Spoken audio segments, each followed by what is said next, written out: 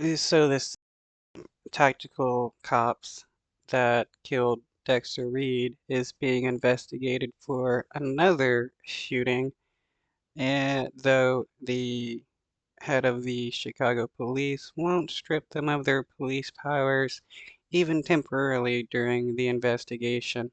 So he's just giving them the go-ahead to continue with their violent behavior of excessive force and murdering people because, all cops are basically the same. They will protect each other even if they know they've done something wrong.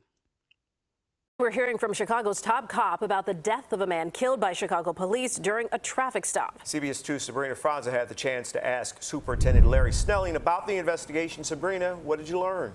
There are still many unanswered questions surrounding Dexter Reed's death. Investigators are still looking into why Chicago police stopped him in the first place, why a tactical team was conducting a traffic stop for a seatbelt violation. Now, investigators preliminarily believe that Reed fired first, but now we finally have the opportunity to ask Chicago's police superintendent what happened.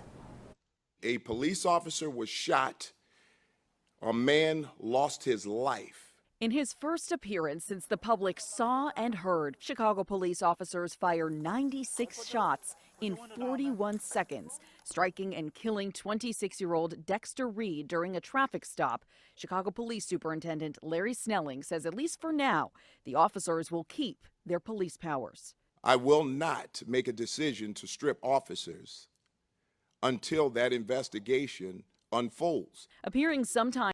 No, I mean, if cops are being investigated for excessive use of force or something like that, they should be automatically stripped of police powers until the investigation is over. Times at odds with the agency investigating the killing. Chicago's Civilian Office of Police Accountability, who had recommended the officers be relieved of their police powers while the investigation continues, in part because the same tactical group was being looked at for another traffic stop a few weeks ago. The superintendent pointed out COPA has yet to interview those officers. We should let a proper investigation play out, and it should be fair across the board. Nothing and no one should be judged in the court of public opinion. So my concern is that Well, when you're city officials, when you're cops, yeah, you're definitely going to be judged by public opinion, and these people should be uh, stripped of their police powers until the investigation is over, so that these people can't commit more crimes while acting as police officers and officials of the city.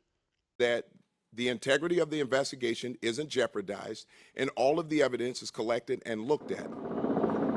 One of the police officers involved, just 23 years old. Snelling was asked how that person made it to a specialized tactical team. This is something that we're looking into. And when something happens, we make the assessments, and this is part of my training. Why do you need to look into how this dude that is 23 became a tactical officer? You should already know. You're the head of the police in Chicago, and you don't know how this has happened? Background, I look at game time film. Where can we improve? The superintendent added that the Chicago Police Department has just started to use a dashboard that they plan to use to monitor personnel with multiple complaints. It's supposed to alert the superintendent, his office, and help them take action based on what they see. Now, we're working to find out if that dashboard will be made public and if there is any role that COPA has in putting it together.